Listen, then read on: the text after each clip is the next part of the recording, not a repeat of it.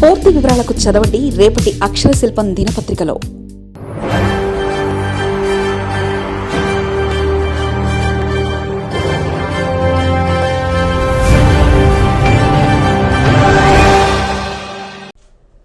ఒక event management అనేటువంటిది ఈ రాష్ట్ర ప్రభుత్వంలో ఉన్నటువంటి పెద్దలు నడుపుతూ ఉన్నారు తప్ప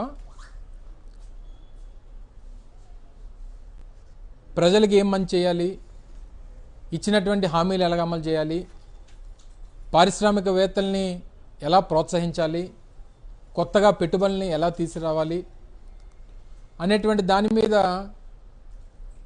ఎక్కడా కూడా లేదా గత ప్రభుత్వంలో జగన్మోహన్ రెడ్డి గారు ముఖ్యమంత్రిగా ఉన్నప్పుడు వచ్చినటువంటి ప్రాజెక్టులకి శంకుస్థాపన చేయడం, లేదా మేము శంకుస్థాపన చేసినటువంటి ప్రాజెక్టులకి ప్రారంభోత్సవాలు చేయడం, మేము తెచ్చినటువంటి కంపెనీలకి వారు తెచ్చినట్టుగా పబ్లిసిటీ చేసుకోవడం, ఇదే 25 మాసాలుగా చూస్తున్నాం తప్ప రాష్ట్రానికి మంచి చేసేటువంటి విధంగా, సంపద సృష్టించేటువంటి విధంగా ఎక్కడా కూడా అటువంటి కార్యాచరణ కానీ కార్యక్రమాలు కానీ జరగట్లేదు అనేటువంటిది ఈ రెండు సంవత్సరాలు పూర్తయినటువంటి సందర్భంగా మన రాష్ట్రంలో కనబడుతున్నటువంటి పరిస్థితులు. దానికి ఈరోజు ఉదాహరణ ఏంటంటే నీతి ఆయోగ్ ఇచ్చినటువంటి ఒక రిపోర్ట్. నీతి ఆయోగ్ ఇచ్చినటువంటి రిపోర్ట్ ఏంటంటే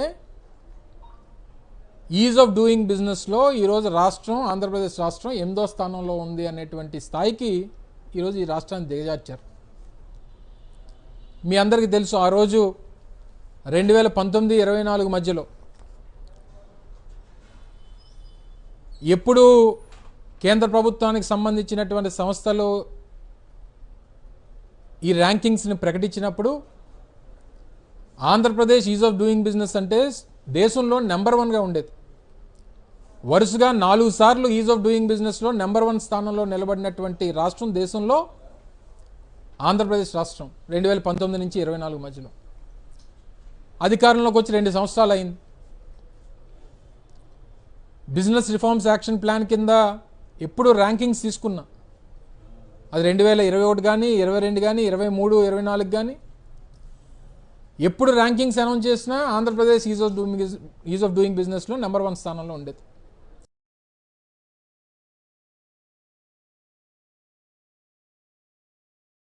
ఐదో స్థానానికి రాష్ట్రం దిగజారిపోయేటువంటి పరిస్థితి తీసుకొని వచ్చారు తండ్రి కొడుకులు ఇద్దరు కూడా.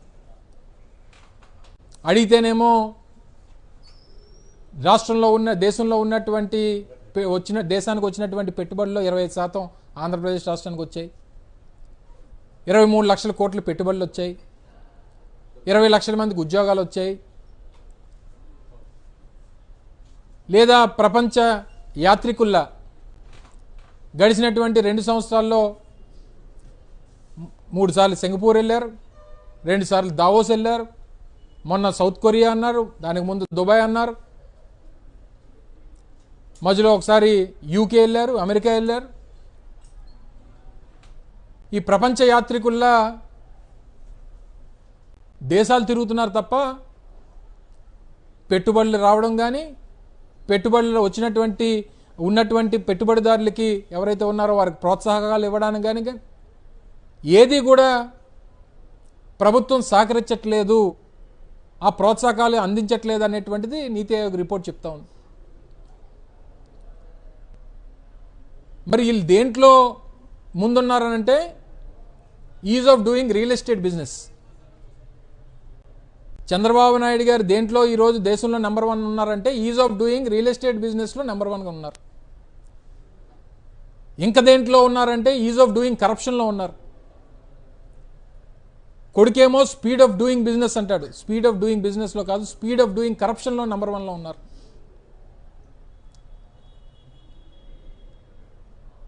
మేము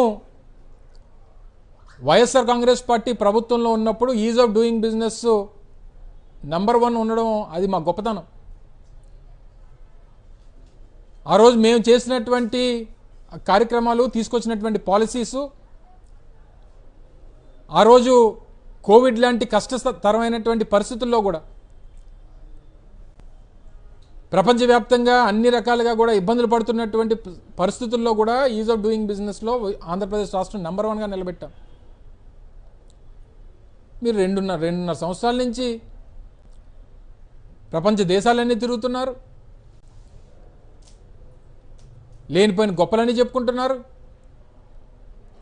తీరా ర్యాంకింగ్స్ చూస్తే 8వ స్థానం. మరి ఇంకా ఈ భజన మీడియా, వారికి సంబంధించినటువంటి భజన మీడియా ఏమంటుందో చూడాలి ఈరోజు. మరి అంటే ఒకటి కంటే 8 అంకి పెద్దది కదా, వైసీపీ కంట కూటమి ప్రభుత్వమే గొప్ప, 1వ నెంబర్ అంటే చిన్న నెంబరు, 8వ నెంబర్ అంతే, ఇంకా 7 నెంబర్లు పెద్దది అని చెప్పేమని చెప్తారేమో. ఆ స్థాయికి దిగజారిపోయి వారికి భజన చేసేటువంటి భజన మీడియా కూడా జరుగుతున్నటువంటి రాష్ట్రానికి జరుగుతున్నటువంటి నష్టాన్ని గుర్తించాల్సినటువంటి పరిస్థితులు పోయి కేవలం ప్రచారానికి, ప్రచార ఆర్భాటాలకి, చేస్తున్నటువంటి పనులకి వస్తున్నటువంటి రిజల్ట్స్కి ఎక్కడ కూడా సంబంధం లేకుండా పోయి ఈరోజు రాష్ట్రంలో ఉన్నటువంటి పారిశ్రామికవేత్తలు ఎందుకు సంతోషంగా లేరు, లేదా కొత్తగా వస్తున్నటువంటి వారు ఎందుకు భయపడుతున్నారంటే లా అండ్ ఆర్డర్ సిచ్యువేషన్ అనేటువంటిది రాష్ట్రంలో ఎక్కడ లా అండ్ ఆర్డర్ అనేటువంటిదే లేదు. పోలీస్ స్టేషన్కి వెళ్ళినటువంటి వ్యక్తులు తిరిగి వస్తారో లేదో తెలియదు, కస్టడీలో ఉన్నటువంటి వ్యక్తులు బ్రతుకుతారో లేదో తెలియదు, పోనీ లాకప్ డెత్ అయినటువంటి వ్యక్తులు ఆ శవాలు ఇంటికి వస్తాయో లేవో తెలియదు. చివరికి బూడిదన్నా తీసుకొని వచ్చి ఇవ్వండి అని అడిగితే దానికి సమాధానం చెప్పేటువంటి నాదుడు ఈ రాష్ట్రంలో ప్రభుత్వంలో లేకపోతే ఎప్పుడన్నా ఏ రాష్ట్రానికన్నా పెట్టుబడులు రావాలన్నా వచ్చేటువంటి పెట్టుబడిదారుడు ఎవరన్నా ఏదన్నా ఏం చూస్తాడంటే స్టేబుల్ గవర్నెన్స్ ఉందా లేదా, లేదా లా అండ్ ఆర్డర్ సిచ్యువేషన్ అనేటువంటిది అక్కడ ప్రశాంతంగా ఉంటుందా ఉండదా అనేటువంటిదే సహజంగా ఏ పెట్టుబడిదారు అని చూస్తాడు. అవేవి రాష్ట్రంలో లేనప్పుడు ఎందుకు కొత్తగా పెట్టుబడులు వస్తాయి? లేదా మీరు రూపాయికి 10 రూపాయికి భూములు ఇస్తూ ఉంటే 1000 ఎకరాలు 100 ఎకరాల భూములు రూపాయికి 10 రూపాయికి ఇస్తే పెట్టుబడిదారులు రారు. ఈ ప్రభుత్వంలో ఉన్నటువంటి పెద్దలకు సంబంధించినటువంటి బినామీలు మాత్రమే వస్తారన్నటువంటి విషయాన్ని గుర్తుపెట్టుకోమని చెప్పి కోరుతా ఉంది. అందుకనే గడిచినటువంటి 2 సంవత్సరాలుగా 1000 కోట్ల రూపాయల భూములు విశాఖపట్నానికి సంబంధించి 99 పైసలకి, రూపాయికి 10 రూపాయికి కోట్ల రూపాయలు విలువైనటువంటి భూముల్ని 25-30 కోట్ల రూపాయలు విలువైనటువంటి భూముల్ని 25 లక్షలకి 50 లక్షలకి ఇచ్చేస్తే పెట్టుబడిదారులు వచ్చారు, పెట్టుబడులు పెట్టారనుకుంటే అమాయకత్వం. ఈ భూములన్నీ కూడా కేవలం చంద్రబాబు నాయుడు గారి కుటుంబానికి సంబంధించినటువంటి బినామీల కోసం కేటాయించినటువంటి భూములే తప్ప ఈ రాష్ట్రంలో పెట్టుబడులు పెట్టడానికో, తద్వారా ఈ రాష్ట్రానికి రెవెన్యూ జనరేట్ చేయడానికో, లేదా తద్వారా ఈ రాష్ట్రంలో ఉన్నటువంటి నిరుద్యోగ యువతకి ఉద్యోగావకాశాలు కల్పించడానికో ఇచ్చినటువంటివి కాదు. కేవలం అవినీతి కోసం, అక్రమ సంపాదన కోసం ఈ భూముల్ని తక్కువ ధరలకి వారి బినామీకి కేటాయించారు, రియల్ ఎస్టేట్ సంస్థలకు కేటాయించారు అనేటువంటిది ఈరోజు వచ్చినటువంటి ర్యాంకింగ్స్ ద్వారా అర్థమవుతా ఉంది. ఇంత పెద్ద ఎత్తున ఒక పక్క నీతి ఆయోగ్ లాంటి సంస్థలు ప్రభుత్వం తాలూకు చేతకానితనం గురించి చెప్తా ఉంటే, నిన్న ముఖ్యమంత్రి గారి కొడుకు అమర్ రాజా బ్యాటరీస్ సంబంధించి గల్లా జయదేవ్ గారికి వారు హైదరాబాద్లో ఒక ప్లాంట్ ఏదో ఒక యూనిట్ పెడితే వారికి కంగ్రాచులేట్ చేస్తూ రాష్ట్రం తరపున మీకు క్షమాపణలు చెప్తాను. దేనికి చెప్తావు క్షమాపణలు? దేనికి క్షమాపణలు చెప్తారు? అమర్ రాజా సంస్థ అనేటువంటిది ఈ రాష్ట్రంలో వారి తాలూకా వ్యాపార సామ్రాజ్యాన్ని స్థాపించింది. ఈ రాష్ట్రంలో స్థాపించిన తర్వాత ఈ రాష్ట్రంలో స్థాపించినటువంటి ఆ వ్యాపార సంస్థలు విస్తరించేటువంటి భాగంలో పక్క రాష్ట్రాలు కూడా వీళ్ళు విస్తరిస్తూ ఉన్నారు.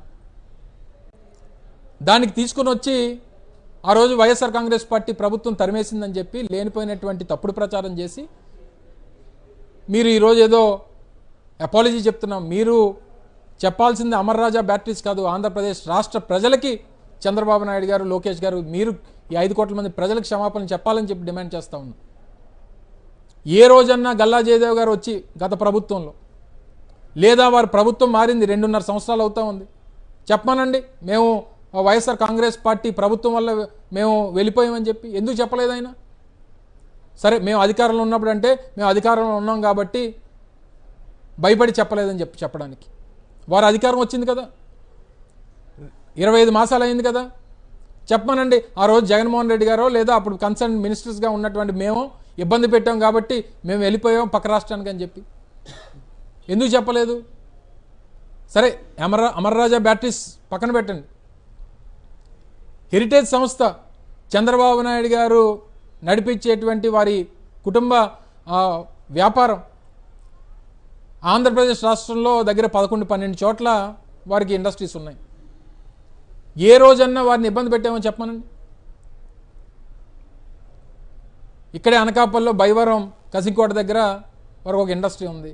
నేను ప్రాతినిధ్యం వహించినటువంటి అనకాపల్లి నియోజకవర్గం సంబంధించినటువంటి ఇండస్ట్రీస్ మినిస్టర్గా ఉన్నా. చివరికి లోకల్గా ఉన్నటువంటి పంచాయతీకి కట్టాల్సినటువంటి ట్యాక్సెస్ కూడా దాదాపు 60-70 లక్షల రూపాయలు కట్టకపోతే సర్లే మనం ఏదన్నా నోటీస్ సర్వ్ చేస్తే మనం ఏదో కావాలని చేసామని చెప్పని అంటారని చెప్పి ఊరుకున్నాం. తర్వాత ఓకల్గా ఎక్కడో మాట్లాడినప్పుడు తర్వాత ఎప్పుడో కట్టేటువంటి కార్యక్రమం చేశారు. మరి ఈ మధ్యకాలంలోనే హైదరాబాద్లో హెరిటేజ్ సంస్థ ఒక కొత్త ప్లాంట్ ఓపెన్ చేసింది. అంటే హెరిటేజ్ వెళ్ళిపోయినట్ట, ఆంధ్రప్రదేశ్ రాష్ట్రం నుంచి వెళ్ళిపోయి పక్క తెలంగాణ రాష్ట్రానికి వెళ్ళిపోయినట్ట. సో లేనిపోయినటువంటి తప్పుడు ప్రచారాలు చేసి మీ చేతకాంతనాన్ని వేరే ఒకరి మీద రుద్దాలనేటువంటి ప్రయత్నం చేసి మీరు ఈరోజు is of doing business number 1 స్థానంలో ఉన్నటువంటి ఆంధ్రప్రదేశ్ రాష్ట్రం 2024కి నెంబర్ 1 స్థానంలో ఉన్నటువంటి రాష్ట్రాన్ని ఈరోజు 8వ స్థానానికి దిగజార్చేటువంటి కార్యక్రమం చేశారు. పైపెచ్చు సిగ్గు లేకుండా ఇంకా మాట్లాడుతూ ఉన్నారు. అందుకే చెప్పాం, మీరు ఈజ్ ఆఫ్ డూయింగ్ బిజినెస్ కాదు, రియల్ ఎస్టేట్ బిజినెస్లో నెంబర్ 1.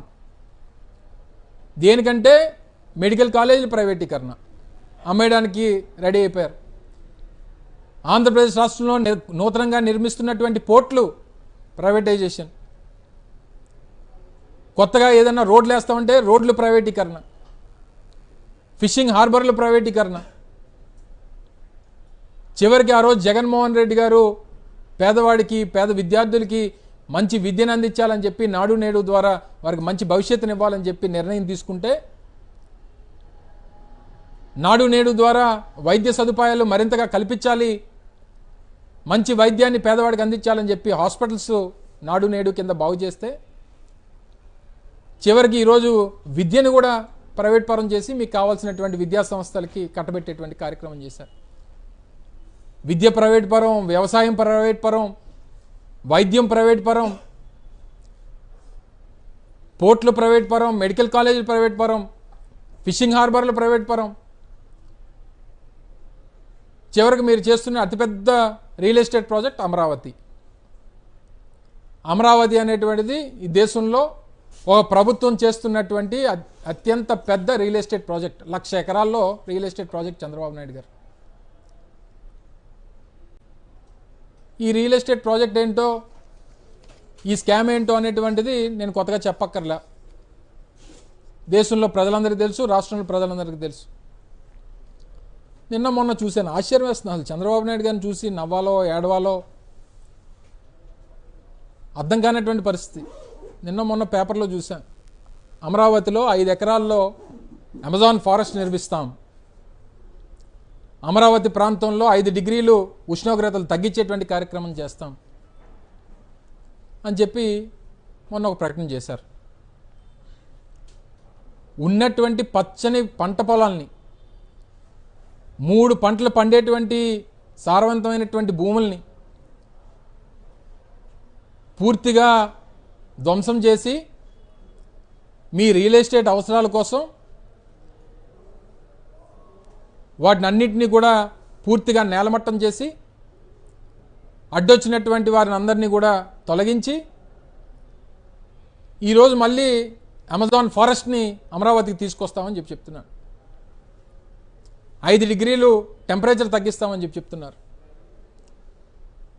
మీరు అవకాశం ఇస్తే ప్రపంచంలో ఉన్నటువంటి 7 వింతల్ని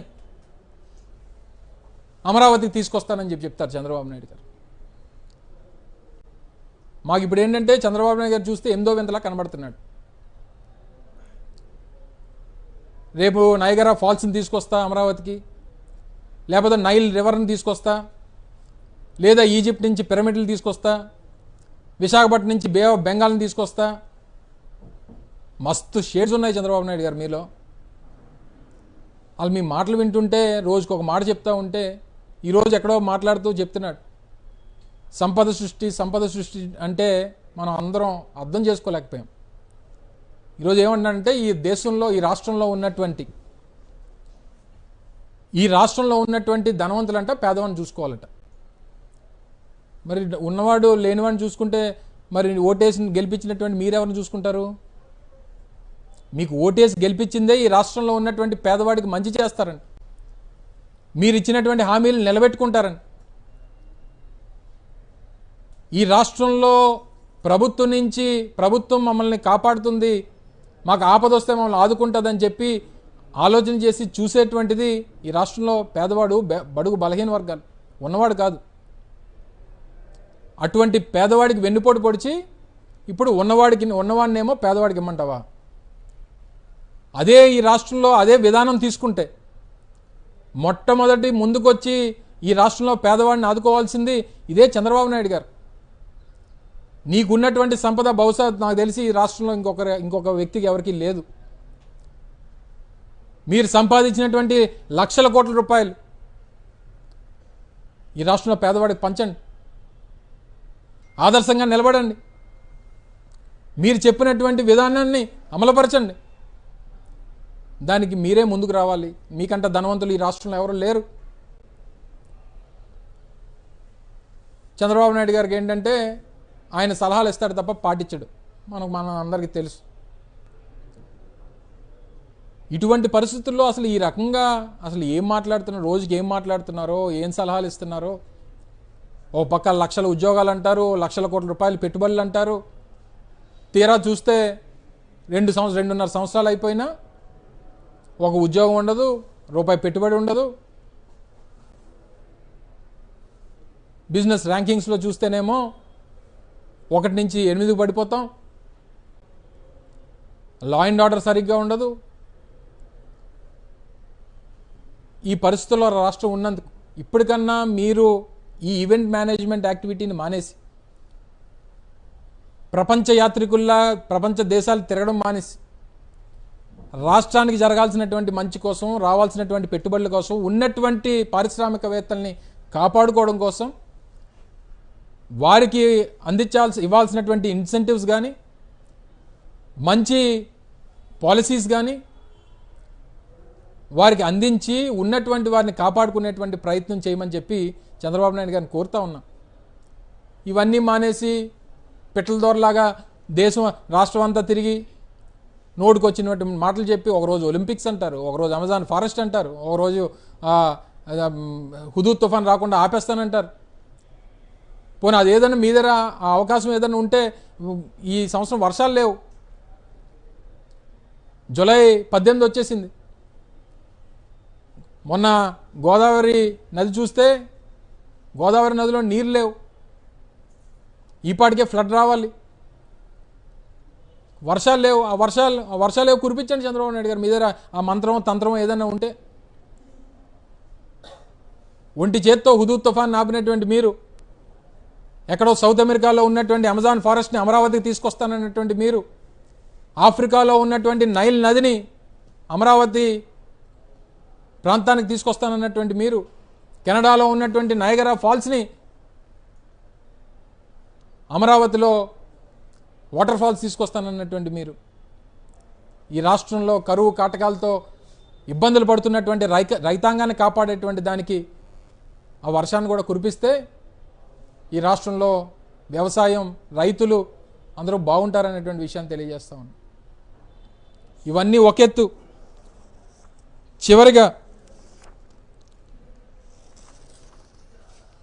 నిన్న మొన్న 1 or 2 ఇన్సిడెంట్స్.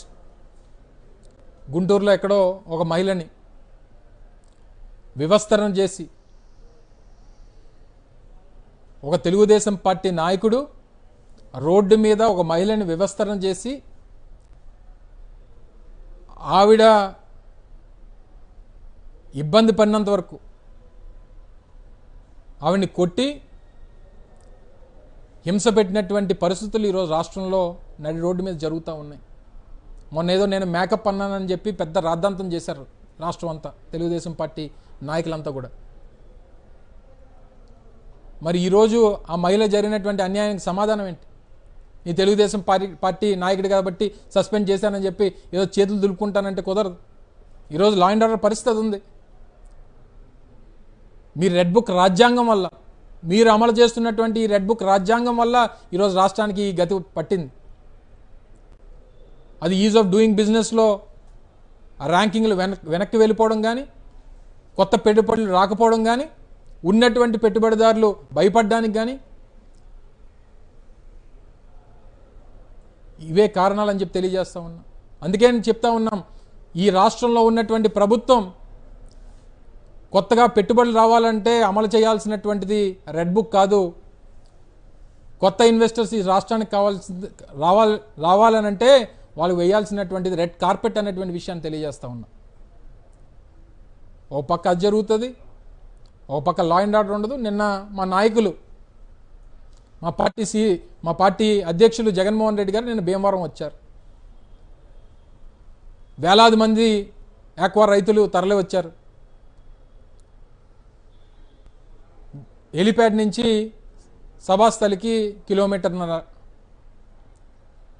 దగ్గర 200 మంది పోలీసులను పెట్టామని చెప్తున్నారు. యూనిఫామ్ వేసుకున్నటువంటి ఏ ఒక్క పోలీసు పనిచేయడు. జగన్మోహన్ రెడ్డి గారికి ఉండాల్సినటువంటి రోప్ పార్టీ, ఆయనకు ఉన్నటువంటి Z+ కేటగిరీ సెక్యూరిటీ పనిచేయదు. 4-5 DSPలు ఉంటారు, ఒక 10 మంది CIలు ఉంటారు, ఒక 20 మంది SIలు ఉంటారు, ఒక 100 మంది కానిస్టేబుల్ ఉంటారు. ఏ ఒక్కరు పనిచేసినా పైనుంచి మీరు పనిచేయడానికి వీల్లేదు. మీరు యూనిఫామ్లు వేసుకొని బొమ్మల్లా నిలబడమే తప్ప జగన్మోహన్ రెడ్డి గారికి సెక్యూరిటీ మీరు ఇవ్వాల్సినటువంటి పని లేదు. కాకపోతే చెప్పుకోవడానికి మాత్రం మీరు ఉండాలని చెప్పి చెప్తారు. ప్రత్యక్ష సాక్షిని దగ్గరుండి చూశా. వారి మీద ఉన్నటువంటి అభిమానంతో వచ్చినటువంటి వారందరూ వేలాది మంది జగన్మోహన్ రెడ్డి గారు అభిమానులు అయి ఉండొచ్చు. ఏ ఒక్కరన్నా వేరే ఉద్దేశంతో ఈ తెలుగుదేశం పార్టీయో ప్రభుత్వం చేసినటువంటి కుట్రతో ఏ ఒక్కడో తేడాగా వచ్చుంటే ఎవరు దానికి సమాధానం చెప్తారు? ఎందుకు మీ అంత అశ్రద్ధ జగన్మోహన్ రెడ్డి గారి సెక్యూరిటీ మీద మీరు పెడతా ఉన్నారు? లేదు, మేము ప్రభుత్వం పెట్టలేం, మేము ఇవ్వం, జగన్మోహన్ రెడ్డి గారు రోడ్డు ఎక్కితే మేము సెక్యూరిటీ ఇవ్వం, మీ అందరు మీరే చూసుకోండి అంటే వదిలేసి చెప్పేసేయండి. ఆయన్ని కాపాడుకునేటువంటి దానికి లక్షలాది మంది కార్యకర్తలు ఉన్నారు, కోట్లాది మంది అభిమానులు ఉన్నారు, వేలాది మంది నాయకులు ఉన్నారు. అంతే తప్ప ఇంకొకసారి ఈ సందర్భంగా హెచ్చరిస్తూ ఉన్నాం, మళ్ళీ జగన్మోహన్ రెడ్డి గారు రోడ్డు ఎక్కినప్పుడు మీరు కానీ ఇదే విధంగా సెక్యూరిటీని తగ్గించో, అశ్రద్ధ చేసో, లేదా కావాలని ఏదైనా కుట్ర చేసో, రేపు జగన్మోహన్ రెడ్డి గారు రోడ్డు ఎక్కిన తర్వాత ఆయన ఒంటి మీద ఏదైనా గీత పడితే తెలుగుదేశం పార్టీ కూటమి నేతల తాలూకా తలరాతలు మారిపోతాయనేటువంటి విషయాన్ని ఈ సందర్భంగా తెలియజేస్తా ఉన్నా. మీరు చేస్తున్నటువంటివి ఏదో కుట్రతో జరుగుతూ ఉంది, మీదో ఏదో కుట్రకోణం ఉంది. ఇన్ని వేల మంది వైఎస్ఆర్ కాంగ్రెస్ పార్టీ కార్యకర్తలు, నాయకులు, ఆక్వా రైతులు వస్తారని చెప్పి తెలిసిన తర్వాత కూడా మీరు సెక్యూరిటీ ఇవ్వడంలో ఎందుకు, సెక్యూరిటీ ఉండి పనిచేయడంలో ఎందుకు మీరు అశ్రద్ధ వహించారు? దీనికి ప్రభుత్వం సమాధానం చెప్పాలి. ఈ రాష్ట్రంలో ఒక మాజీ ముఖ్యమంత్రికే సెక్యూరిటీ ఇవ్వలేనటువంటి ప్రభుత్వం ఇంకా సామాన్యుడికి ఏమిస్తుందని అడుగుతా ఉన్నా. మహిళలకి, యువకులకి, పారిశ్రామికవేత్తలకి ఏ ఒక్కరికి కూడా ఈరోజు ఈ రాష్ట్రంలో ఉన్నటువంటి లా అండ్ ఆర్డర్ మీద నమ్మకం లేదు. ఇవన్నీ ఉండి ఇవన్నీ జరిగితే మన ర్యాంకింగ్స్ కూడా ముందుకెళ్తాయి, పెరుగుతాయి, మళ్ళీ మొదటి స్థానంలోకి వచ్చేటువంటి అవకాశం ఉంటాయి. ఇప్పటికన్నా మీ పద్ధతి మార్చుకోండి. 2.5 సంవత్సరాలు అయిపోయింది. ఇంకో సంవత్సరం పోతే రేపు ప్రభుత్వంలో ఉన్నటువంటి అధికారులు కూడా మీ మాట వినరు, ప్రజలు ఎలాగా వినరు. కనీసం 5 సంవత్సరాలు మీకు అవకాశం ఇచ్చినందుకు కొంతకాలం అన్న ప్రజల కోసం, ప్రజా సమస్యల పట్ల, ఇచ్చినటువంటి హామీల పట్ల పనిచేయాలని చెప్పి ఈ సందర్భంగా కోరుకుంటూ, దయచేసి ప్రజలందరూ కూడా వీరు చెప్పేటువంటి ఈ చేసేటువంటి పబ్లిసిటీ, ఈ ఈవెంట్ మేనేజ్మెంట్ చూసి మోసపోవద్దని చెప్పి మరొకసారి మీ ద్వారా ప్రజలందరినీ కూడా కోరుతా ఉన్నాం. Thank you.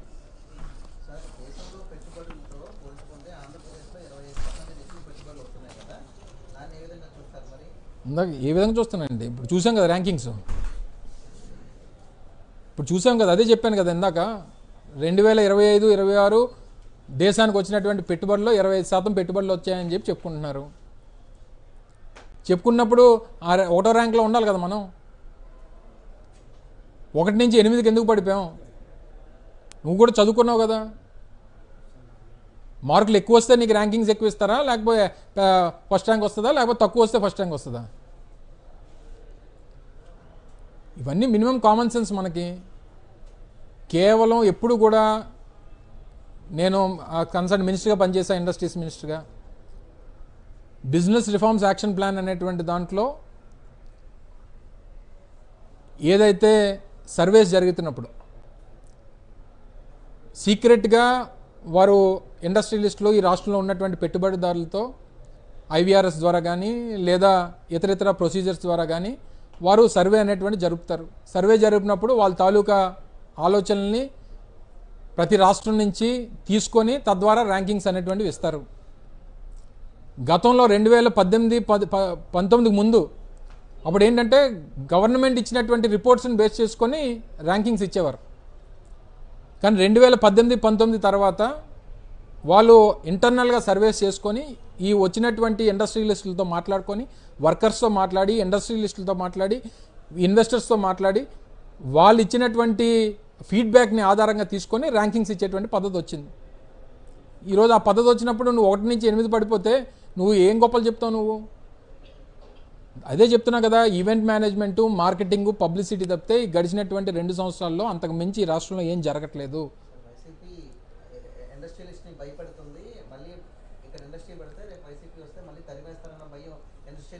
ఎవరు చెప్పాము? ఎవరన్నారు? ఆయన అంటున్నాడు. చెప్పమని నేను ఉదాహరణ నేను ఇంకేమి అడగను. హెరిటేజ్ సంస్థ ఈ రాష్ట్రంలో వ్యాపారాలు చేసుకుందా లేదా 2019-24 మధ్యలో? వాళ్ళకు ఉన్నటువంటి పరిశ్రమలు నడుపుకున్నారా లేదా? వాళ్ళని ఏ రోజన్నా మా ప్రభుత్వం ఇబ్బంది పెట్టిందా లేదా? ఇవి ఏవీ లేనప్పుడు నీకే ఒక ఇండస్ట్రీ ఉన్నప్పుడు, నువ్వే ఒక ఉదాహరణగా ఉన్నప్పుడు నువ్వు మిగిలినటువంటి వాళ్ళ గురించి ఏం మాట్లాడతావు? ఇదే గల్లా జయదేవ్ గారు వారికి చిత్తూరు బేస్గా వారి వ్యాపారాల సామ్రాజ్యాన్ని విస్తరించారు. సరే, మేము అధికారంలో ఉన్నప్పుడు మాట్లాడకపోవచ్చు, ఇప్పుడు వారి అధికారం వచ్చింది కదా, మాట్లాడమని చెప్పమనండి. మేము అందుకే హైదరాబాద్ వెళ్ళిపోయాం. విస్తరణలో భాగంగా కాదు, వైఎస్ఆర్ కాంగ్రెస్ పార్టీ తరివేసిందని చెప్పమనండి. తప్పు కదా. నేను ఏమంటానంటే, ఒకరు విస్తరించుకునేటువంటి ఈరోజు రిలయన్స్ ఉంది, వాళ్ళు బేస్ ఎక్కడ? గుజరాత్. దేశవ్యాప్తంగా విస్తరించారు అంటే గుజరాత్ నుంచి పారిపోయి వచ్చేసినట్ట? వ్యాపార సామ్రాజ్యాన్ని విస్తరించేటువంటి క్రమంలో ఒక రాష్ట్రం నుంచి ఇంకో రాష్ట్రం, ఇంకో రాష్ట్రం నుంచి ఇంకో రాష్ట్రానికి విస్తరిస్తారు తప్ప ఏదో ఈ రాష్ట్రంలో ఆయనకి మిగిలినటువంటి వ్యాపారాలు ఉన్నాయి కదా. అమర్ రాజాకి ఈ రాష్ట్రంలో ఏం వ్యాపారాలు లేవా? నడుస్తున్నాయి కదా ఇండస్ట్రీస్. మా హయాంలో నడిచాయి, ఇప్పుడు నడుస్తాయి, రేపు కూడా నడుస్తాయి.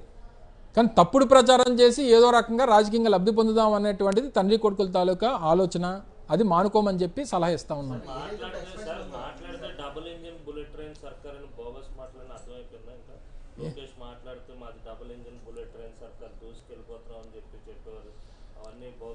అంటే ఒకటండి, వీరికి ఉన్నటువంటి ప్రచారంలో అంటే పబ్లిసిటీ మార్కెటింగ్లో బహుశా రాజకీయంలో ఉన్నటువంటి అనేక మంది దేశంలో నాయకులు ఉన్నారు. వీళ్ళలాగా మార్కెటింగు పబ్లిసిటీ చేసుకోవడం ఎవరి తరం కాదు. ఎవరికన్నా చెప్పింది చేసుకోవడం అలవాటు, చేసింది చెప్పుకోవడం అలవాటు ఉంటుంది తప్ప ఏమీ చేయకుండా చెప్పుకునేటువంటి అలవాటు ఈరోజు తండ్రి కొడుకులకి రాష్ట్రంలో ఉంది. దానికి డబుల్ ఇంజిన్ అంటారు, ట్రిపుల్ ఇంజిన్ అంటారు, బుల్లెట్ ట్రైన్ అంటారు, హై స్పీడ్ ట్రైన్ అంటారు, ఇంకోటి అంటారు. దానికి ఎన్నన్నా జనానికి ఈజీగా ఉండేటువంటి పదాలు ఎన్నన్నా వాడి వారు ప్రచారం చేసుకుంటారు.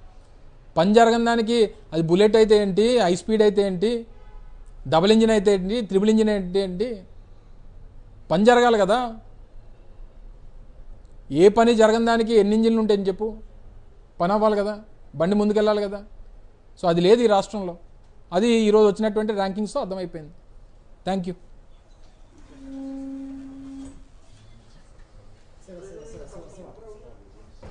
మరిన్ని కథనాల కోసం సబ్స్క్రైబ్ చేసుకోండి మీ అక్షర శిల్పం. పూర్తి వివరాలకు చదవండి రేపటి అక్షర శిల్పం దినపత్రికలో.